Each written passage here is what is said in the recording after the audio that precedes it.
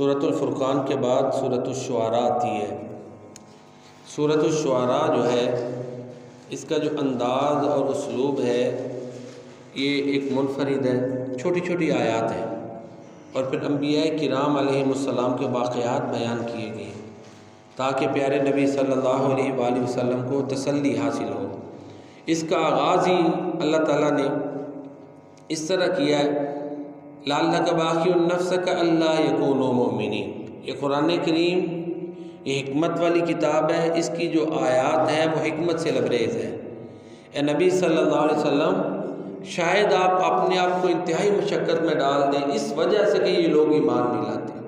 پیارے نبی کریم صلی اللہ علیہ وآلہ وسلم اس وجہ سے سخت پریشان تھے کہ لوگ اسلام نہیں قبول کر رہے تھے، بلکہ دن بدن مخالفت کی شدت بڑھ رہی تھی۔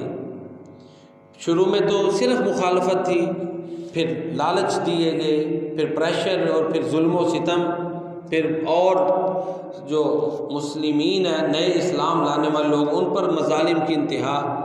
تو ان حالات کی وجہ سے آپ کو لوگوں کا انجام دوزخ نظر آ رہا تھا کہ یہ تو دوزخ کے گڑھے کی طرف چل گئے، آپ پریشان تھے۔ اور اللہ تعالیٰ فرماتے ہیں کہ یہ لوگ، ان کا مزاج ایسا ہے کہ یہ کوئی بھی نشانی دیکھتے ہیں تو اس سے منہ پھیر لیتے ہیں۔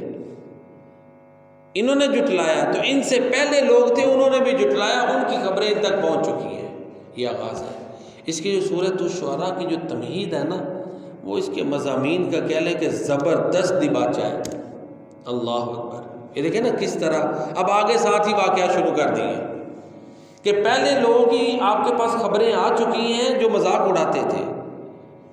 اب اس کے بعد موسیٰ علیہ السلام کا پورا تفصیل سے واقعہ، فرعون غرق ہوا، اور دیکھیں یہ بھی سمجھایا گیا کہ جنہوں نے نہیں ماننا بڑے بڑے معجزات دیکھ کے نہیں مانے، اور جو ماننے والے ہیں ماضی کے جادوگر مسلمان ہو گئے موسیٰ علیہ السلام کا معجزہ دیکھ کر۔ تو فرعون ان کی آنکھوں کے سامنے غرق ہوا، یہ واقعہ اللہ تعالیٰ نے بیان کیا۔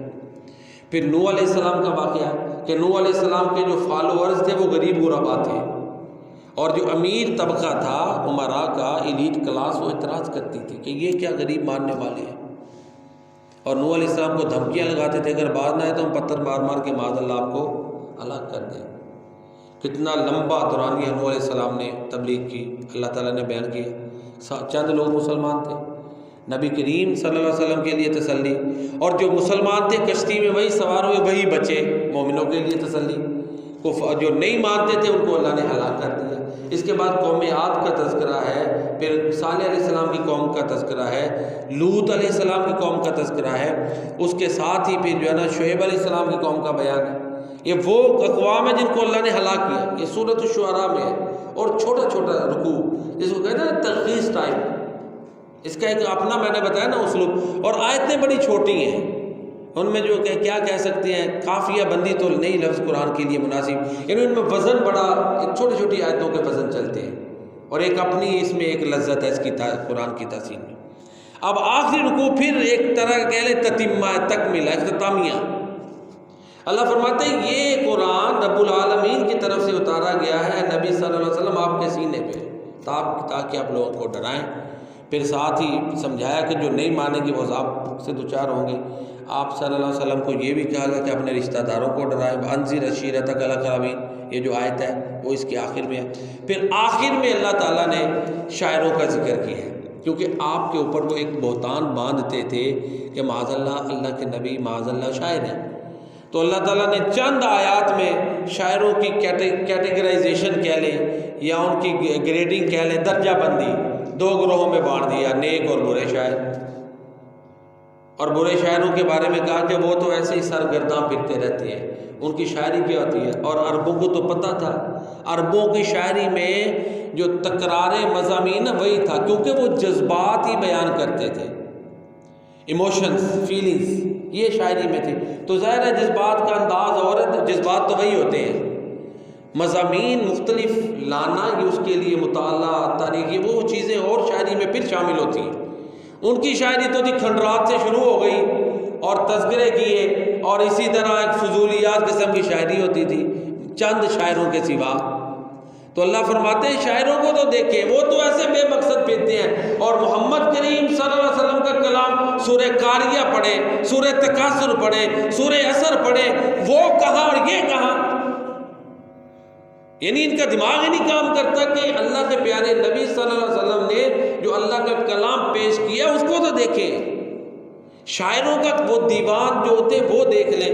تو اس طرح ایک موازنہ کیا ہے، اور ساتھ ہی کہا کہ جو لوگ جو شاعر نیک ہیں اور ایمان لائے اور جنہوں نے ظلم کے بعد بدلہ لیا، یہ اب صحابہ کرام کا ڈیفینڈ کیا گیا ہے، وہ نعت خواں جو صحابہ تھے وہ درست ہیں، ان کے علاوہ باقی تو سب جو ہے نا ایسے ہی سرگرداں پھرتے ہیں۔ تو اس طرح پھر ایمانداروں کے بارے میں واضح کیا، اور ساتھ ہی قرآن کا نزول پھر شروع میں بھی اینڈ پہ بھی پتہ چلے کہ آپ اللہ کے رسول ہیں، آپ جو کلام پیش کرتے ہیں وہ کلام الہی، اخیر میں پھر اور ادھر کہا وَإِنَّهُ لَتَنزِيلُ رَبِّ الْعَالَمِينَ نَزَلَ بِهِ الرُّوحُ الْأَمِينُ عَلَىٰ قَلْبِكَ لِتَكُونَ مِنَ الْمُنذِرِينَ بِلِسَانٍ عَرَبِيٍّ مُبِينٍ۔ دوبارہ ریپیٹ کیا، سٹارٹ بھی تلک آیات الکتاب الحکیم اور اختتام سے تھوڑا سا پہلے یہی مضمون کہ یہ قرآن کو شاعری نہیں ہے، دیوان نہیں، یہ اللہ کا کلام ہے۔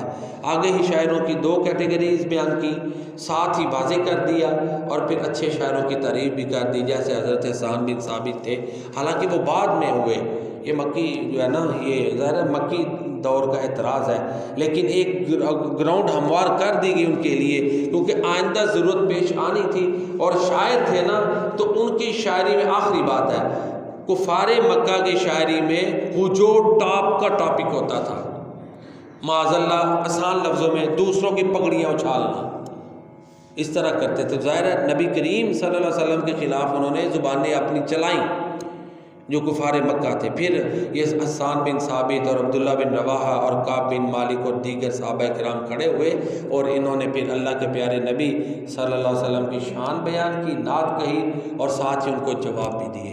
تو یہ سورۃ الشعراء کا خلاصہ ہے جو میں نے بیان کی، آپ نے سنا۔ اللہ تعالیٰ اپنی بارگاہ میں قبول فرمائے۔ اللہ تعالیٰ ہمیں